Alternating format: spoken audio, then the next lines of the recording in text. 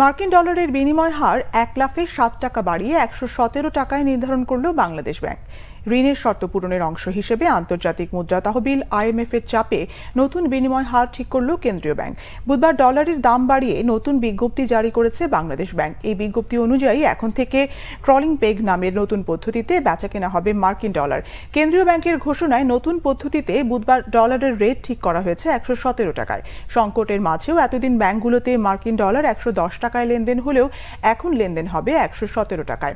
এদিকে ব্যাংকের ঋণের সুদ হার বাজারের উপর ছেড়ে দেওয়ার ঘোষণা দিয়েছে কেন্দ্রীয় ব্যাংক।